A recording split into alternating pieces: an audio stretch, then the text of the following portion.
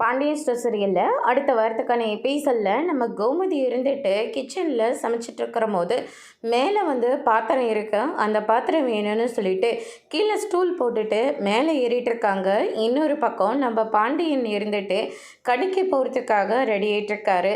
சரி, எல்லாத்தையும் எடுத்தாச்சு, கிளம்பலாம் அப்படின்னு சொல்லிட்டு கிளம்பிட்டு இருக்கிற போது கிச்சன்லேருந்து சவுண்டு வருது. ஏன்னா கோமதி கால் ஸ்லிப் ஆகி கீழே விழுந்துட்டாங்க. மேலே இருக்கிற பாத்திரம் எல்லாமே கீழே விழுந்துடுச்சு. கோமதி கீழே விழுந்ததுனால மயக்கம் போட்டு கீழே விழுந்துடுறாங்க. அதுக்கு அடுத்ததாக எங்கன்னு சொல்லிட்டு பாண்டியனை கும்பிட்டுட்ருக்காங்க. ஏன்னா வீட்டில் பாண்டியன் மட்டும்தான் இருக்கார். அதனால் பாண்டியனை கூப்பிட்டுட்ருக்காங்க.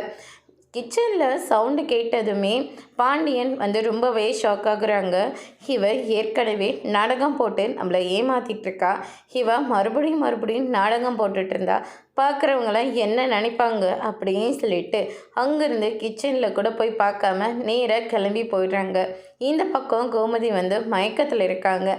அதோடு இன்னைக்கான ப்ரமோ முடிச்சிருக்காங்க. இனி பாண்டியன் ஸ்டோரியில் அடுத்தடுத்து என்னெல்லாம் நடக்க போகுதுன்றதை வெயிட் பண்ணி பார்க்கலாம். தேங்க்யூ.